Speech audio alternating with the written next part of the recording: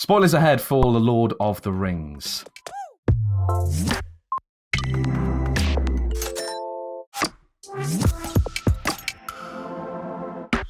Hey everybody, welcome to the first in a series of very special episodes of Screenwriters Rewatch. This week we are going through The Lord of the Rings here at the Script Department. We're doing all kinds of weird and wonderful bits and bobs all about Middle-earth. And here we are delving into all three films over the next 3 days and giving you our take on whether they deserve their place in film-making history. But more importantly, if they deserve their place in the earth-covered Script Department vaults.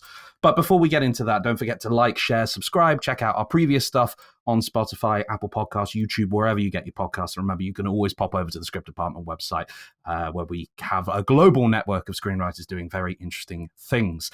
Today, I'm joined by John and Caleb. Hey, guys, as we take one step and go further from home than we've ever been before. That's right. Today, Screenwriters Rewatch The Fellowship of the Ring. Hey, guys, how we doing? Hello. All right. Exciting, isn't it? Love this. This is my Very favorite exciting. film. I will declare. I'll ask you guys what your biases are when you go into these things, and we'll do that. But I'm going to declare my bias straight up front. This is one of my favorite films of all time. I love it. I've seen it, I think, once or twice a year, every year since it came out. I've seen all the appendices. I've seen all of the stuff. It's my favorite of the Lord of the Rings films. I love it. I love it so much. Now, you discuss too. Caleb, you go. Yeah, so I'm the same way. I grew up on these. It's the biggest part of my childhood. I have so many miniatures, I bought like all of the Lego sets whenever they did that run. It's just, yeah, it makes me happy. I played all the video games. We watched it basically once a year. We would do on, I think the day, so New Year's Day, my family would get together and we would watch all three in one day. Oh, And nice. that is the best experience. It's so long, but whenever it ends, it hits so much harder because you feel like you've been through the journey to Mordor because it's 12 hours. So Yeah. But so that's it just holds a special place. But yeah, I would say top 5 in my favorite films. I'm gonna really piss you guys off here. I have no love for Lord of the Rings as a franchise, but I think this is probably the greatest achievement in cinema history. These films. Mixed messages there, yeah. Yeah, don't get me wrong. Yeah. I can sit there and watch these films and my jaw is on the floor. I have no idea how he made this, and I'm pretty good at this kind of stuff, at figuring this stuff out. And I'm like, oh, I get it. He used oh no, that's not a body double. No, okay. And you're like, oh, I get it. He made a small set. Oh no, wait, no, that's actually a regular size set. I have just no idea how he made these films. I think it's like, if cinema is a magic trick, this is the greatest magic trick ever, but the reason why, and I said in our very first Godfather discussion, I think Godfather is the greatest American film. I think this is the greatest accomplishment in cinema history. These films, there's just the hurdles they had to overcome to make these films, the just everything, even forget about just the complexity of making the film, just how inaccessible this story is to most audiences. And yet you're not the only one.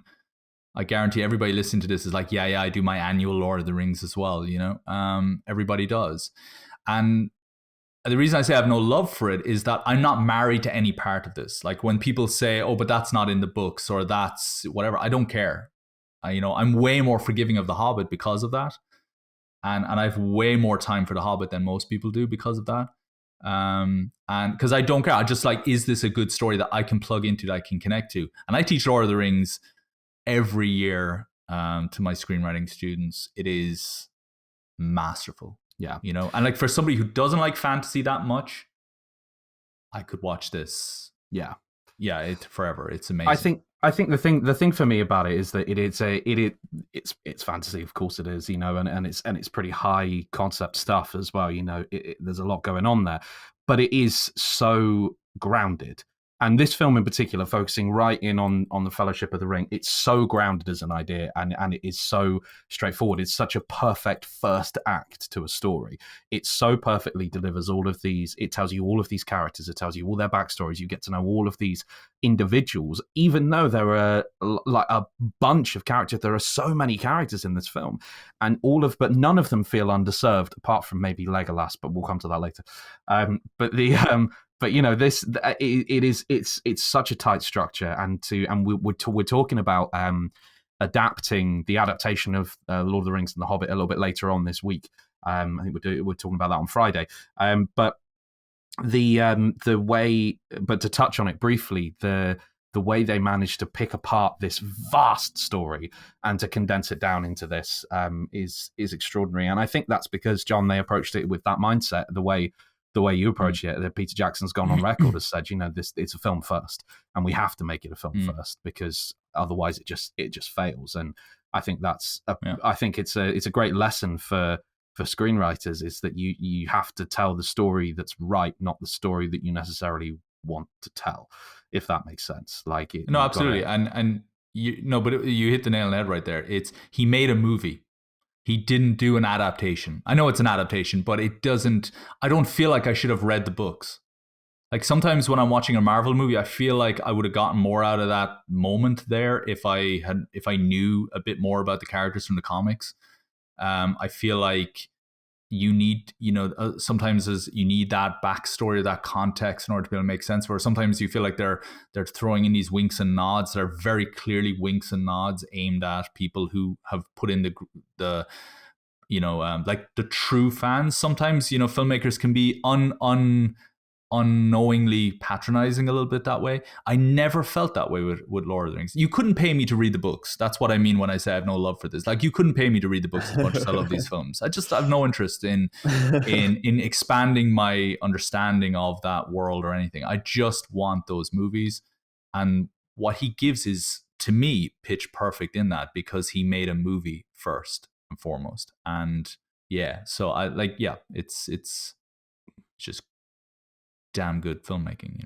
It is just damn good filmmaking. Is there anything that jumped out to you guys that on this rewatch, this coming around? Because as we say, we've all watched this a lot of times, we've seen this a lot of times. Is there anything? There's a few things that jumped out to me this time, watching it with a slightly more critical eye. I've never turned my screenwriting eye to the Lord of the Rings before, because it's just, well, I have actually. That's not fair, but not in this way. And so there's a few things I noticed. Is there anything you guys picked up on this time around? Yeah, so I think I've never really looked at it through the screenwriting lens, just because the script for me growing up, seeing the movies, I was like 7 when the first one came out. So like, it was one of those things that I always just accepted and just thought it was perfect, and like didn't have to dive into the structure or like the critical theory of the movie. And so, but so on this rewatch, I rewatched the extended cuts, which nice. I think are the only cuts. No, but you get so much more out of it. And so like on this watch, like really what stuck out to me is how great Boromir's character is. Oh wow. Like, and I've never really had that appreciation for it. And like, because of in the extended cuts, you get so much more understanding of the politics of Gondor and his father and his brother, which comes in the later films, which we can talk about. But really setting up his character in this movie to then be killed off at the end. Like, I always took that as like, okay, well, like he wasn't a big character. I didn't have like love for Boromir. Like, I didn't really see the tragedy in his character as much, especially like now with his father. So yeah, like just watching that through that lens was just really great. And then him and Aragorn's dynamic, just like it's so deep. To me, it might be one of the best things, and maybe it's because it's fresh to me, but I was really intrigued by that. It's so complicated as well, isn't it? You know, for Boromir to look at Aragorn, he is everything he should, as a man of Gondor, want hit the return of the king. That's everything he should want. But the steward is his father, and so there's so much conflict. There's so much complicated conflict there, and it's so beautifully expressed in the sequence in Rivendell with the shards of Narsil. And the way that they both interact with that sword, and you learn so much about those characters there. And Boromir looking at this the hilt of this sword with reverence, and then just letting it fall on the ground. Whatever, and then regretting that, and then Aragorn coming. It's a beautiful moment in screenwriting. I think, apart from Yeah, and like with the end, I think, to me, it felt like this is what propels Aragorn's character, like from the structure of the screenplay, like where it's what causes him to, start to change, and to stop running from his family and his heritage. So yeah, it's really, I don't know. It's easy to overlook, especially as a younger viewer, and to just think of it, or just to not let it sink in and be as deep as it is. So, but Boromir he plays such an important role just to show the danger that lies ahead. He foreshadows the threat of what the ring can do. That like a warrior as great as him could fall victim to the ring and its seductive powers. And if he's already falling victim to that, imagine the threat that awaits Frodo, down the road. This little thing. And it's a great foreshadowing of that. But also what I love about it is that, he plays an important role. Forget about the mythology of it, or forget about, what we learn later on and about where he's from and so on. But just he plays such a great role in just, he is what you can become if you're not careful.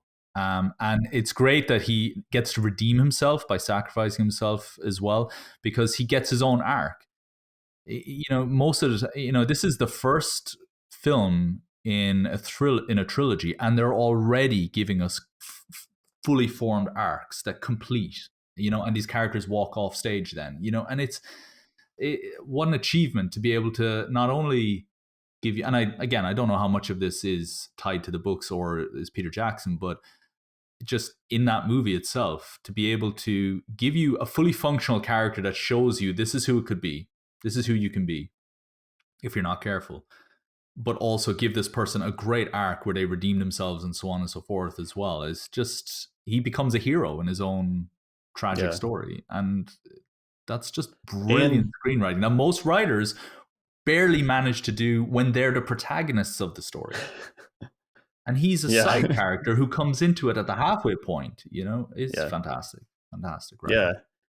I think like the last point I'll make on that is like, to me, it's also really interesting that he is maybe the most significant character death, and it's in the first movie, so early on.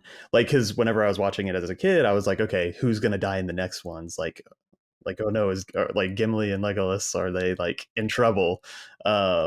And so it's just really, it's really interesting to. Can you imagine if Game of Thrones did that? Oh wow, what an amazing idea! Let's not compare the two. Someone should write that. Sean Bean is the only through line. For sure.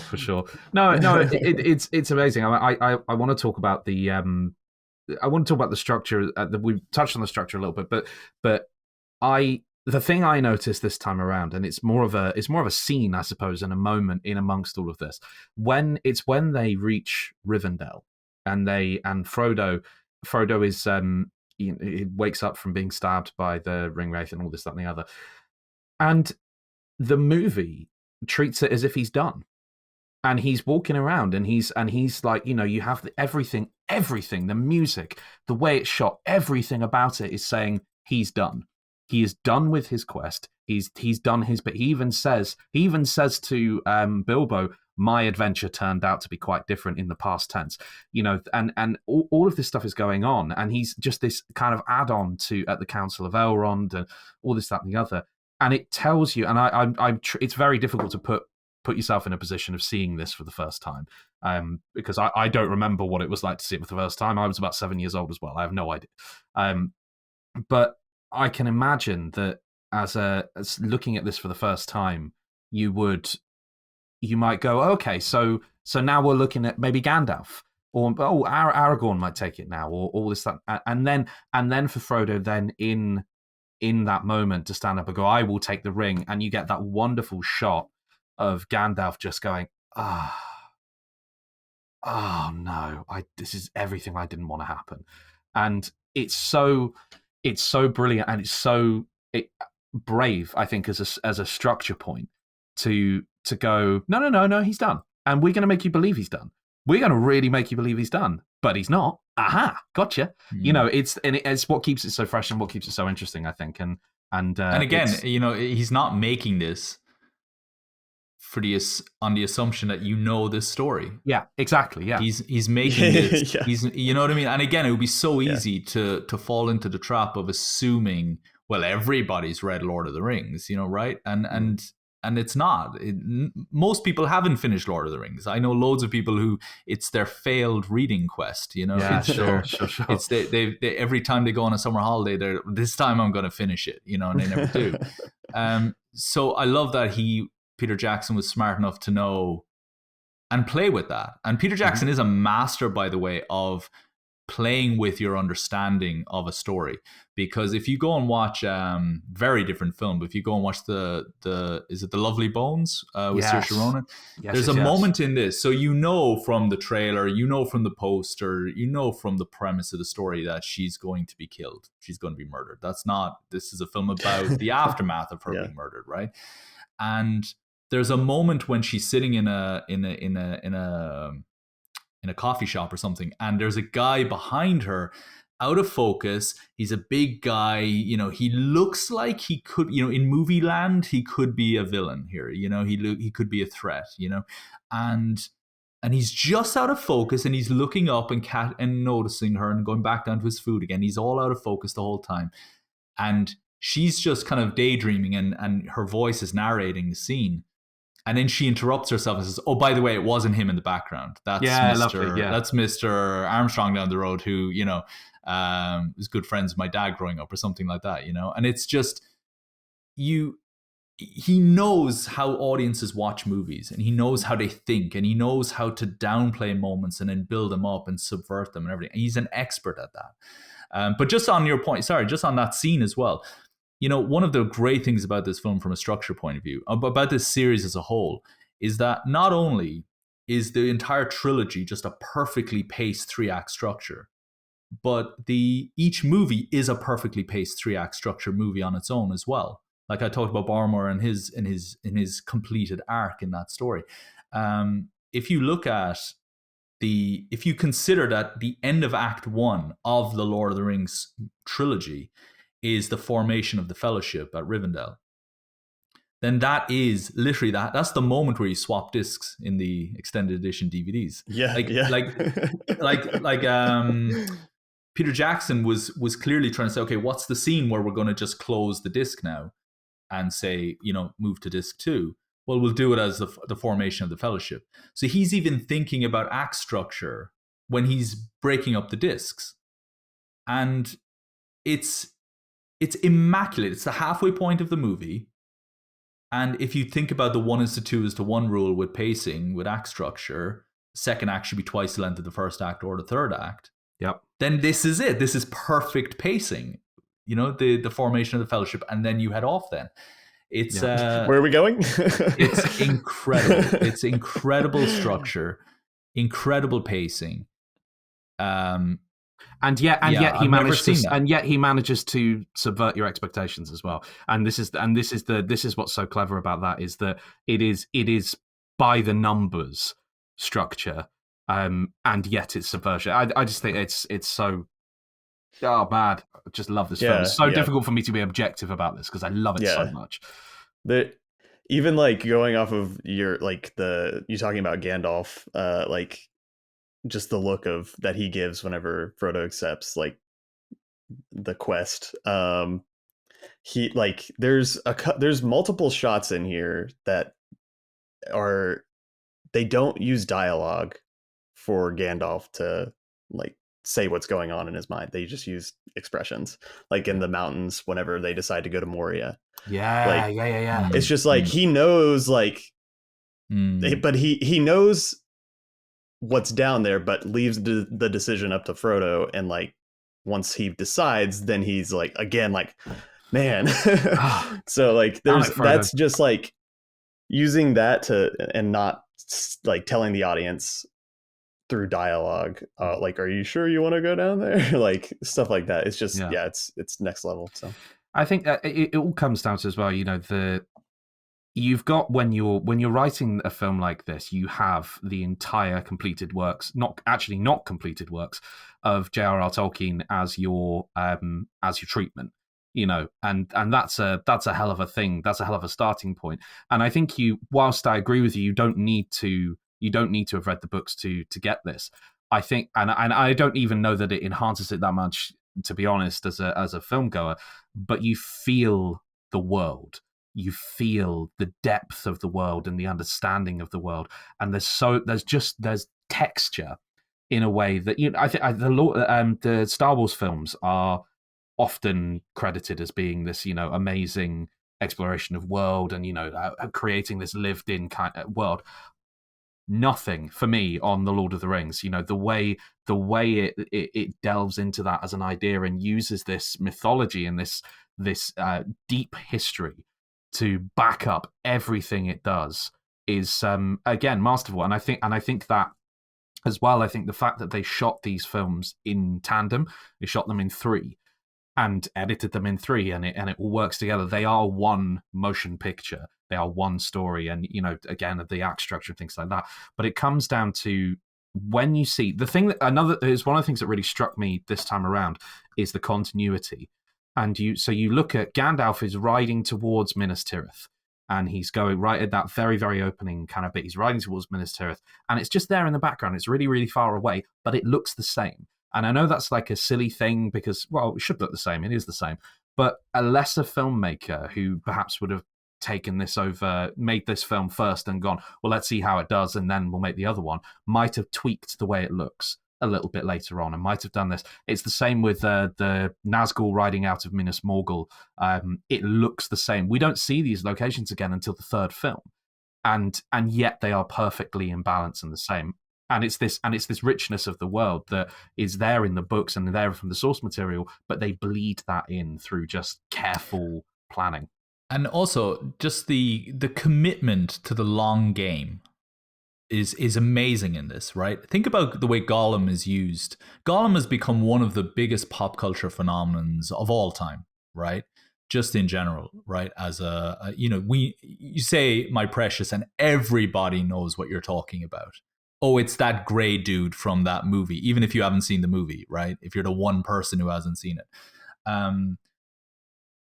And the way he's used in Fellowship of the Ring is so smart and so reserved. We see him in the prologue very briefly when Cate Blanchett is narrating. By the way, Cate Blanchett's narration in the opening is the greatest narration in the history of cinema. Morgan Freeman can take a back seat. There is nobody will top Cate Blanchett's narration in that beginning. That sells you on everything. Yeah. That is one of the greatest narration performances in cinema history, because there is not a single person out there like me. I shouldn't have enjoyed this movie as much as I did. And I sat there and Cate Blanchett's talking and I am hooked. I am in it. And she could be narrating the whole movie for all I care. And I'm in, she's incredible in that. But she talks about Gollum at the beginning. And then we see the silhouette of Gollum being tortured, where he shouts out Hobbit or something like that, right? Shia Baggins, Baggins, yeah. And then and then we see his silhouette following in the glow of his eyes when they're following him through the mine. He's following them through the mines, right? Now, I guarantee you, at some point the studio was, Peter, can we see this character, because he's a cool character? Can we see him a bit? Can they maybe swat him away or something, or can he? Can we just get a proper look at him, like a really great look at him more? In the film, can he follow them a bit more out? can we see him following them sooner? I guarantee you the studio was like, I want to see more of Gollum because we can sell a Gollum toy then or something. And Peter Jackson, whether it was a note or whether it wasn't a note, he had he knew, no, less is more here. Let the imagination of the audience, let the imagination do the work, because we will be salivating at the prospect of seeing Gollum up close and personal for a whole film then in the next run. And it's incredible. And that's why Gollum is so successful. It's Andy Serkis, it's the visual effects, it's the writing, but it's also the fact that you had to wait a long time. You were teased, you were drip fed that great character for so long. It's why I think in Star Wars we have a fascination with the Emperor characters, because he's just this drip-fed character through 2 movies, and then in the 3rd movie he shows up, Mm-hmm. And that always works really well in movies. And he just had, particularly in a movie that had so much pressure to make money. Think about the pressure on Peter Jackson's weight. If this doesn't make money, if this first film doesn't make money, you guys are screwed. Yeah. Because we've already signed off on these other 2, and this is a nightmare. Yeah, and you could, they're coming out next year. And he could very easily have said, you know what? Yeah, come on, more Gollum. We'll put it in the trailer. We'll do. It'll just sell more. No. Yeah. We're gonna wait. Yeah.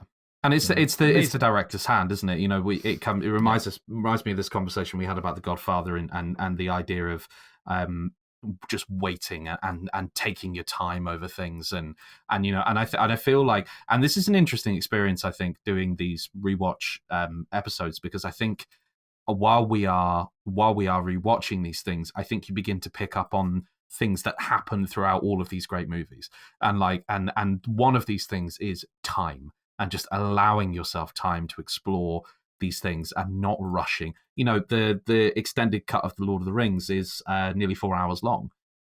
Cool, fine. Take your time. Take longer. Take 5. I don't care. Just make the film that it should be, which is just so great. We've waxed lyrical on why this film is so great, and it is. And as much as it pains me to ask this question, what doesn't work quite so well with the Fellowship of the Ring? And I feel like you've got something in your back pocket there, John. So I'm going to come to Caleb first and see if don't come to me first. Okay. This is hard. All right. Yeah, so I do think this is as close to perfect storytelling as you can get. I really can't think of stuff that twist my arm. I can't think of anything to rewrite I'd be rewriting for the sake of rewriting. Yeah, for sure. Because you're telling me I have to. I genuinely don't think there's anything here that I could or would want to change. And I don't think I'm alone in that. But certainly not in this group. Yeah, exactly, right. And I think it speaks volumes, by the way, that everybody you talk to says, "Oh yeah, extended edition all the way." No one, there are very, very few films where people would take the 4-hour cut over the, and the other thing as well is I don't think you could ever expect Peter Jackson to do a re-edit of this film or anything like that either. I don't think that would ever happen in a million years. There'd be uproar. And, whereas I can understand why George Lucas, for example, would have tried to enhance Star Wars, because he's trying to create this synchronized set of movies that all kind of look the same. Like Jabba the Hutt will look the same in each movie or whatever, or the visual effects will hold up across 3 movies or whatever. We had more money in this movie than we did in this movie, etc. But I don't think you could ever pay Peter Jackson enough money to ever re-edit those films. Like for him, 4-hour definitive edition is the way this film is. I imagine. And so I don't think there's anything I could cut or would want to cut or re-edit or rewrite or anything in this.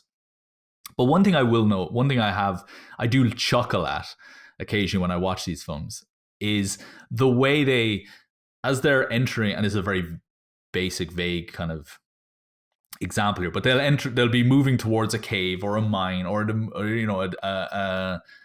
ominous location, and then Gimli or somebody will say, oh, I've heard stories about things in this place, you know, and then they'll go in there and there's things in this place, you know, and it's always we only hear about the potential dread as we're about to enter into the place. There's outside of Gollum, there's I don't want to say there's little, because I don't think there is. I don't think that's incorrect, but there doesn't seem to be as much emphasis on foreshadowing or long-term foreshadowing, if that makes sense. I don't know. Maybe I'm wrong in that. Maybe I'm misremembering it, but it does feel like it's we only ever hear about the potential threat right before. And The Hobbit is very guilty of that as well. Here's a sword, by the way, and it lights blue when goblins are nearby or orcs are nearby or whatever. And then it's suddenly lighting blue now, you know. And you could have got this earlier and kept it in your back pocket, like they do in Lord of the Rings, actually. But but there are lots of moments where it's people narrating how bad the place can be, right as we're about to go in there. Yeah, I think that to me is my own. That to me is my only gripe, and that's not even a gripe. That's just you know.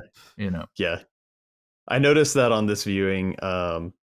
Whenever they're going into they're in the mines, they're going into the tomb, and maybe it's just in the extended cut, if I remember correctly, but they're talking about Mithril, and I had never noticed how like they talk about how much it's worth, like how it's like worth more than the Shire or whatever. So yeah, like, but then that's, you know, setting up for the eventual stab from the troll in Frodo. So, but like, that's a cool little thing that I picked up on this time around. So the biscuit continuity is a problem for me. The biscuits they're given. I know this is more of a Two Towers conversation, but I don't think I'm going to be in for that one. Okay, yeah.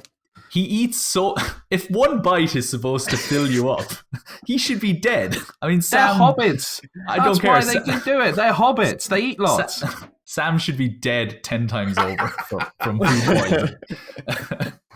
You know? That is I love. Yeah, I do love that. You know what? All of the Hobbit stuff. I know I said let's talk about the stuff that didn't work, but all of the Hobbit stuff in this is just so great. And that do you think they know about second breakfast? Yeah, it is. I don't think he knows about second breakfast. And how great as well that these comedic characters go on such an emotional roller coaster by the end. Like, you know, by the time you get to Return of the King, and you've got I'm sorry, I'm really bad with the names. Pippin, and he's singing a song. He's now a knight, or he's, I don't know what his Ward his of Rohan or something. Gondor, Ward of Rohan, something like that. Yeah, of Gondor, and he has to sing this song, and he has to risk. He's now sworn his life to.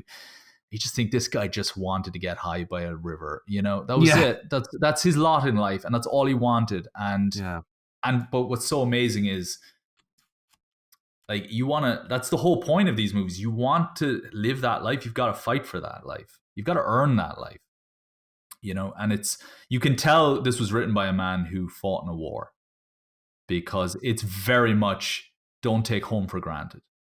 That's just embedded throughout this entire thing. It's too easy to just sit there and let other people fight for you, you know, and I love that kind of. I mean, I don't think I would ever be brave enough to do anything close to what these characters have to do, but it's wonderful to see them grow on that mission, on those quests. You know, for sure. It's go on, Kelly. So another thing that I noticed on this viewing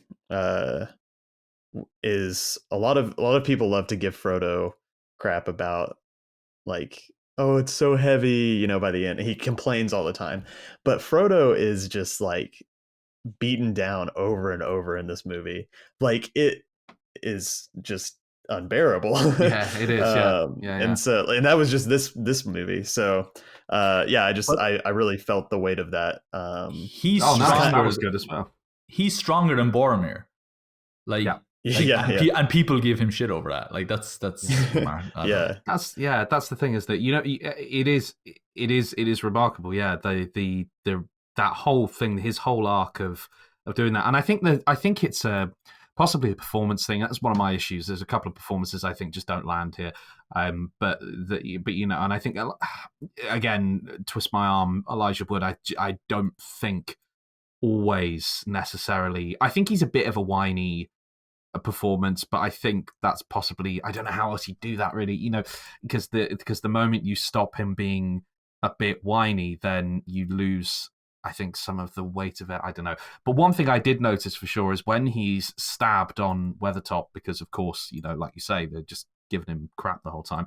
One thing I noticed this time, and go and look at this section, because you'll never watch it the same way again, and I'm sorry for telling you what I'm about to say.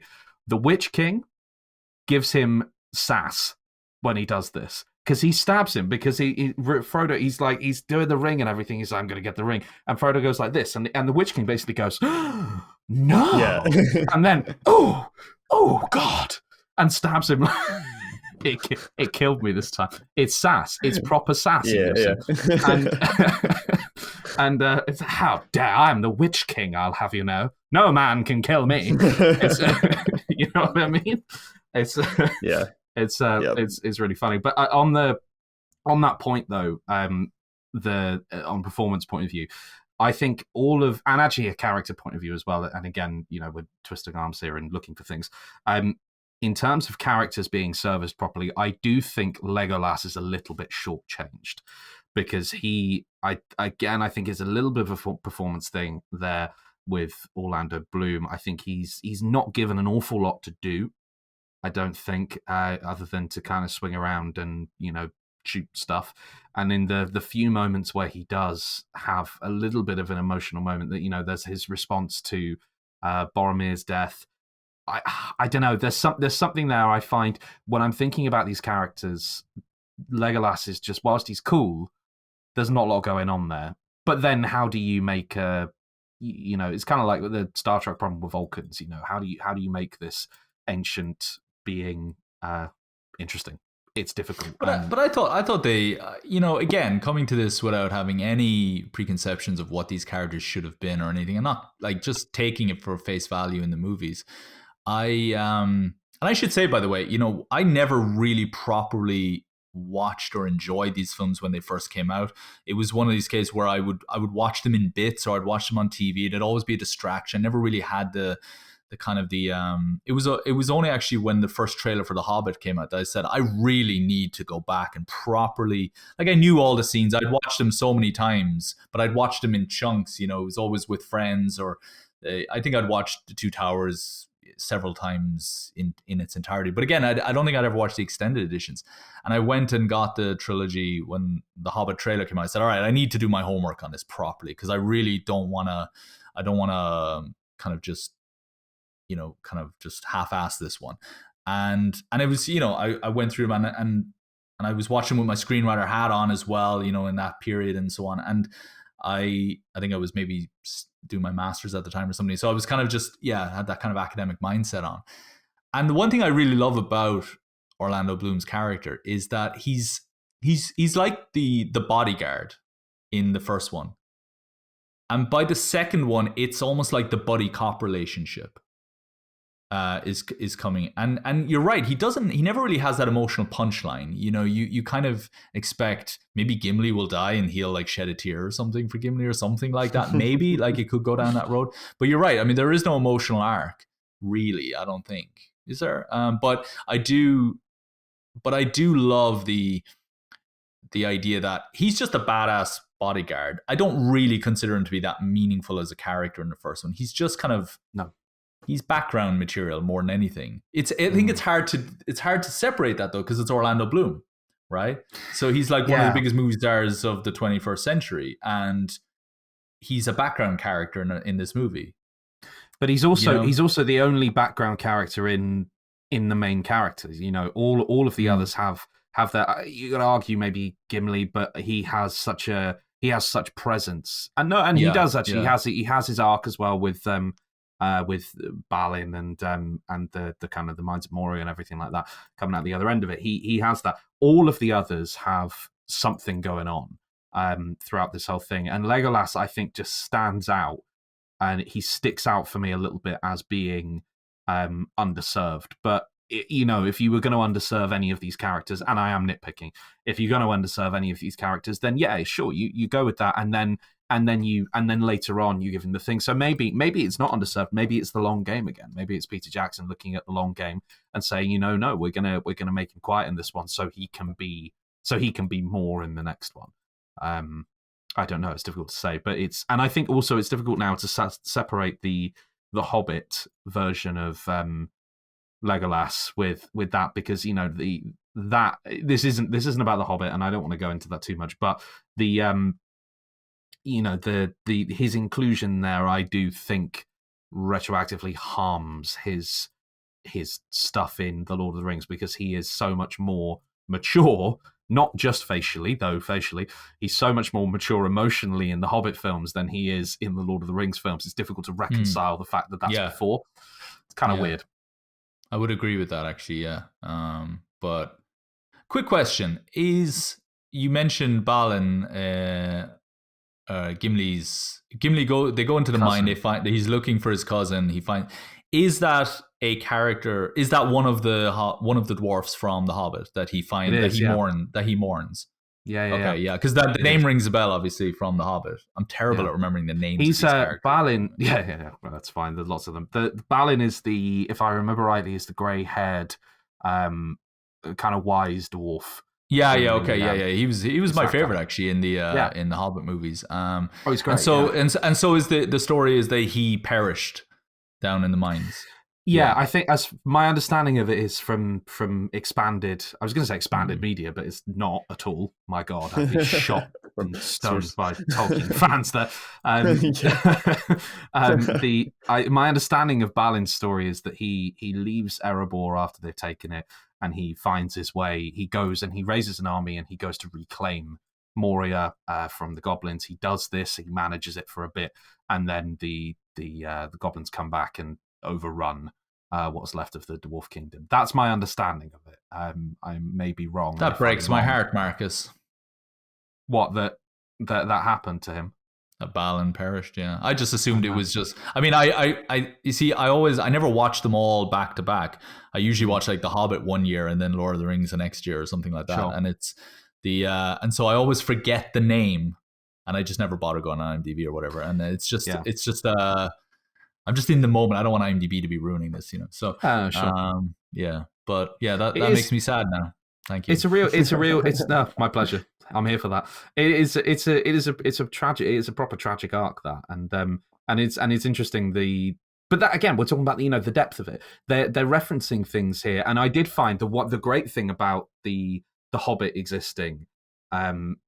Now, and there aren't many great things about that, but one of the things that's great about The Hobbit existing is where Bilbo says in this film, I meant to go back, I meant to walk the paths of Mirkwood and the things of the Lonely Mountain and everything. You can kind of go, oh, I remember when you were Martin Freeman. I remember when that was a thing, and I remember what these people look like, and I remember all of these things, and there is something lovely about that that does, I think, add to this picture, though it's not necessary. There is something nice there. Question for you both. Simple yes or no. Should they go back, re-edit the prologue scene in Fellowship of the Ring and put Martin Freeman instead of Ian Holm in that prologue moment where Bilbo finds the ring? Yes or no, Marcus? No. Caleb? No way. I think yes. I think absolutely they should do that. The reason I made that face is because I would love that, because it would tie it together. It's the George Lucas thing and all this, that, and the other. But the reason I said no in the end is because it's the George Lucas thing, and stop messing around with films. This is perfect as it is. Don't mess around with it. It's fine. We already believe in a world where there's orcs, elves, dwarves fighting for one ring. We can suspend our disbelief for Ian Holm looking like Martin Freeman. I think they'll do it. I think they'll do it someday. Do you think? I think they will. I think they absolutely will. I could see it happening for sure, but it wouldn't ruin anything for me. But the question is, will they use the Amazon series as a way to do some sort of No. Oh god. Oh god. Oh god.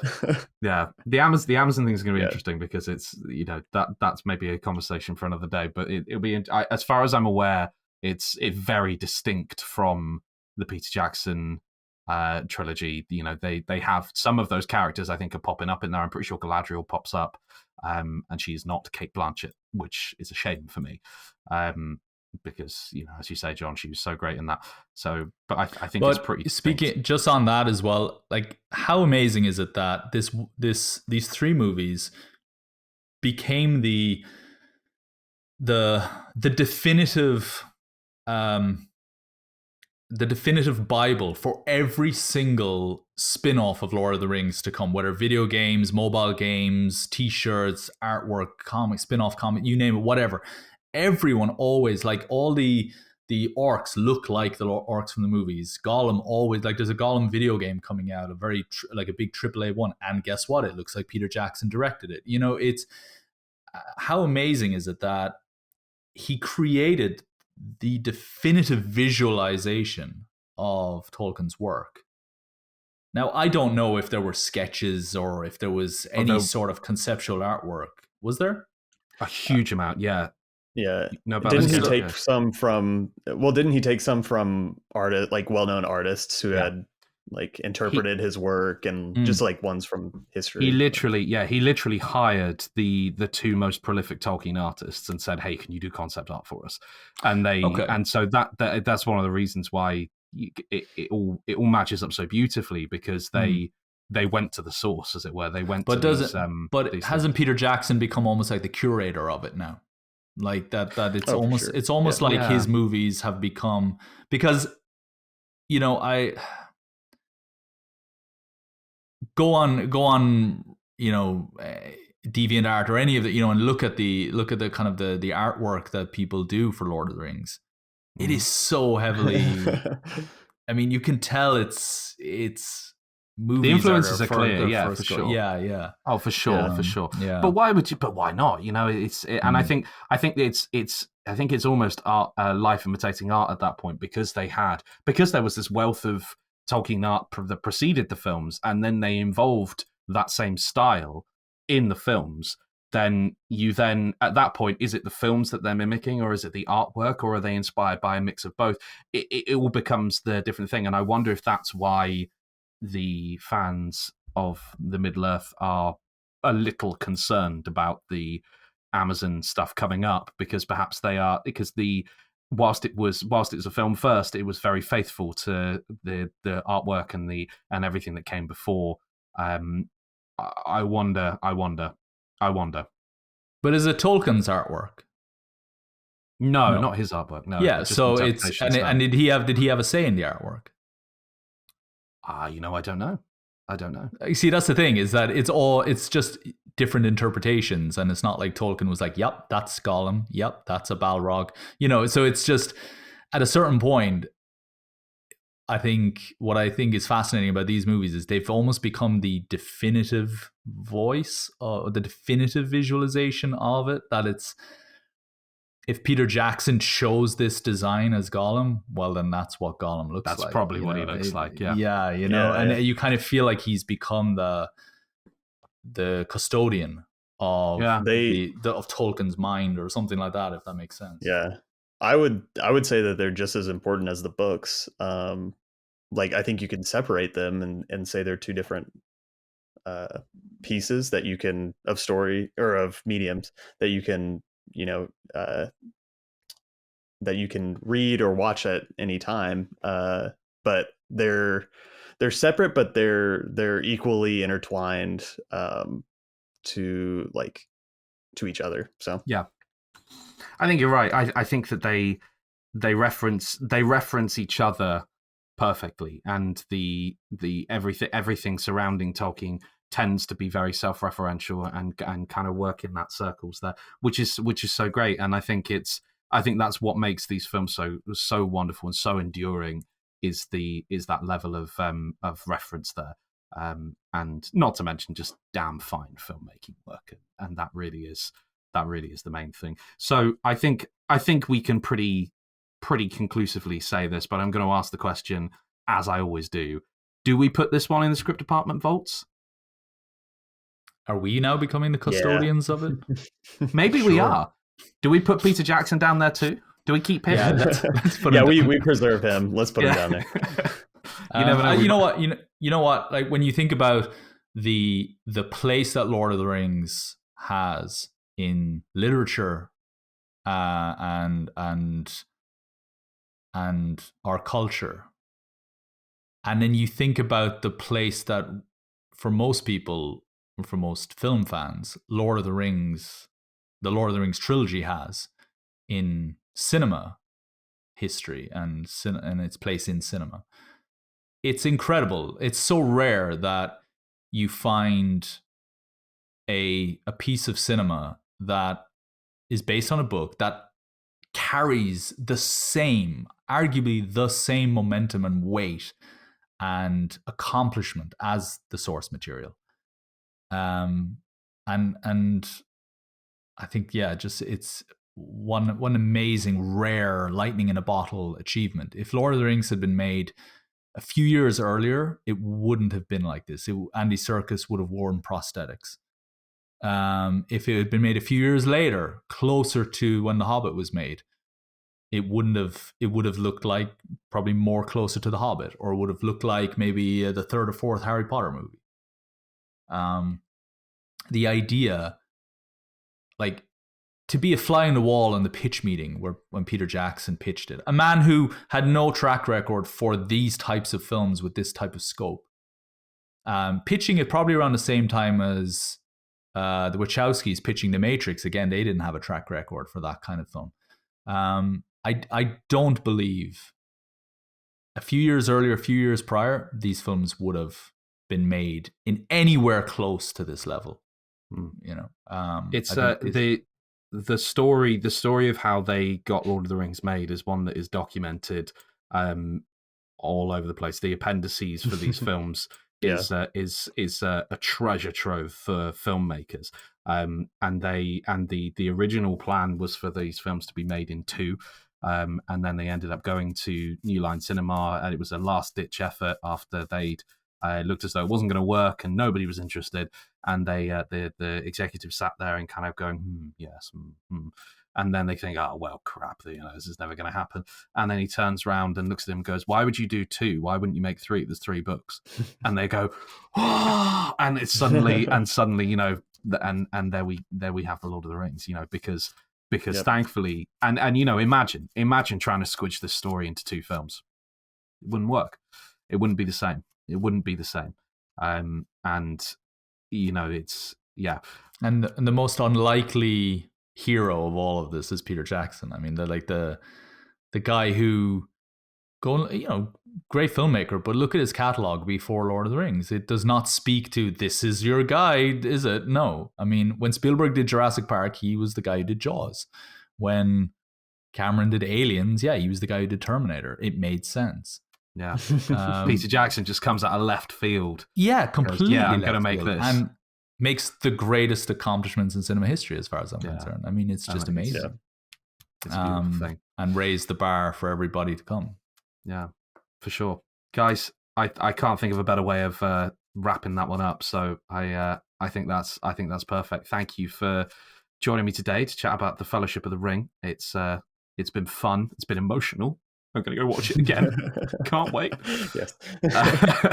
And thank you guys for watching. Tomorrow we will have The Two Towers as well as part of our week of Lord of the Rings content. So pop along there and see what we think of that one. I'm a little cooler on The Two Towers, so we'll see what everyone else thinks. How dare you, sir? I know. So yeah, come and join us. See the fight. Thank you very much, and see you again soon. Take care, everyone. Bye-bye.